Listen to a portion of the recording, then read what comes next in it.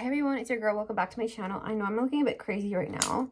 I just got out of the shower and I pinned my hair up. In this video, I want to talk about how to change your thoughts and how it'll affect your reality. So if you are struggling with your manifestations coming in, this will be your refresher. So we all know that reality, we all know that reality is governed by our thoughts. And it's not our conscious thoughts exactly. It's with the assumptions that we have and the thoughts that are in our subconscious. I look crazy right now, but keep going with me. We all know that conscious thoughts are the thoughts that we're thinking throughout the day, right? Like the narrative that we have. When we pick up a hairbrush, my hairbrush is all the way over there. We consciously think, oh, this brush is red. This brush works great for me. This brush detangles my hair safely. These are all conscious thoughts that we have. And the more I keep thinking the same thoughts over and over again, let's say I kept repeating these thoughts about my hair tools over and over again, then that would be my predominant belief about all of my hair tools. My hair tools are great. They work for me. They're colorful. And my hair is so healthy because of them. Now, ooh, that looks pretty. If I decided to have negative thoughts and consciously think a negative narrative throughout my day, that is what would be imprinted in my subconscious instead. So instead, I only try to think positive thoughts like, hey, the weather is beautiful today. This worked out for me today. And I try to like obsess over the positives. This is because when I was younger, I would obsess only over the negatives. And that sucked because guess what I ended up manifesting? A reality where everything sucked. So if there are things that you don't like in your reality, if there are people that are not showing up the way that you want them to, it is due to your beliefs about the person, about that type of relationship in your life, and especially if your SP isn't conforming to the new beliefs that you want them to have, it's because you haven't let go of the past yet. So if there's an SP that didn't treat you the way that you necessarily liked in the past, you are still holding on to that story in your head and you keep giving that energy and you're refusing to let it go. And that is why your person still exercises that version of them in your reality. Everybody is connected. You're not separate from anyone. So whatever thoughts you choose to believe about someone else is what they will show back to you. If you believe that your SP cheated on you, then you are always going to manifest the SP cheating on you or not giving you the love that you want because you have not let go of that SP version of them that cheated on you. And it's essentially forgiving yourself, forgiving them, and letting go of that story completely.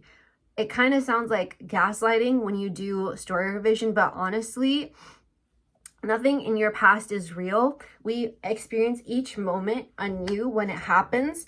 And one moment from like the second before to now, one moment to the next, they're completely independent of each other because they're all governed by your thoughts. If you thought for the first half of the week that your SP sucks because they did sucky things in the past, then your SP will show up that way for a few days. The day you switch in the middle of the week, like let's say on Wednesday at 12 p.m., if you switch your thoughts to, oh my God, my SP's the best, we've always been so happy together, he treats me amazing, then immediately your SP will change. Now, will you see the results at Wednesday at 12 p.m.? Maybe not. Maybe not. And that's why we don't look at a 3D. We trust that that version of our SP is conforming and it's going to show up in our reality. And until it happens, we're not going to be messing with a 3D trying to figure out if it actually worked or not. So that means like not reading into every single text on Wednesday after 12 p.m. to see if they changed. It's not complaining to your friends about how he was acting from Sunday to Wednesday 12 p.m. It's not thinking, oh my God, it's Wednesday 7 p.m. now, like he hasn't changed yet. It's not being hopeless.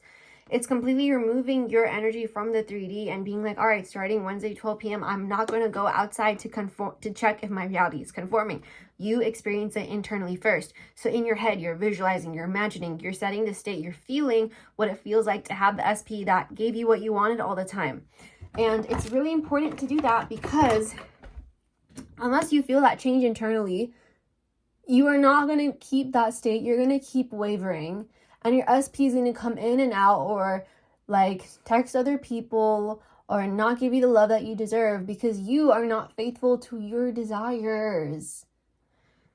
And I know that like it can be really hard to move on from the past no matter what happened, whether it's your SP, your old boss, your mom and dad. It's okay. Like, your feelings are important and you should feel them and let them go.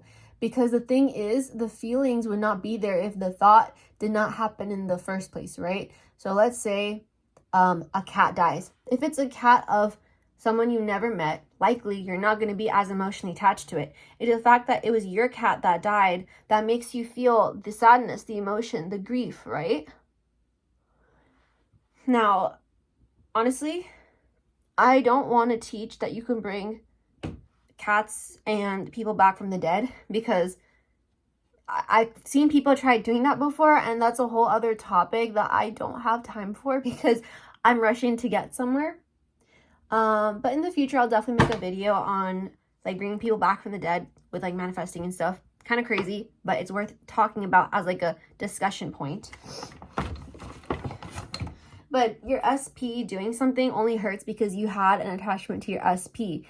The thing is, it was you back then that had the attachment to the SP. You are not the same person that you were 6 years ago. You are not the same person that you were 6 minutes ago. You are also not the same person you were 6 seconds ago. Why? You are not the person at all. The person that you believe you are is an illusion. It's a manifestation itself. God gave you a body to live a human experience by, but this isn't even me.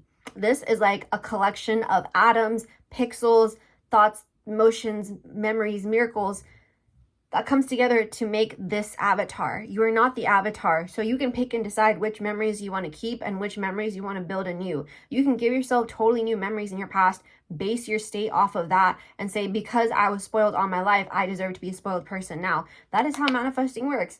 And I really I want to coach you guys through this. If you guys are interested in coaching with me, feel free to text me or email me and I'll hit you back immediately. If you don't want coaching, feel free to keep watching my videos. Make sure you like, share, and subscribe, because this is where the meat of it is, right? How do you decide which thoughts you want? How will you stay in that new state where you're thinking these new thoughts? I will coach you through all of that. My videos are going to go more into depth. I really hope I see you guys in the next video. Love you so much. Mwah!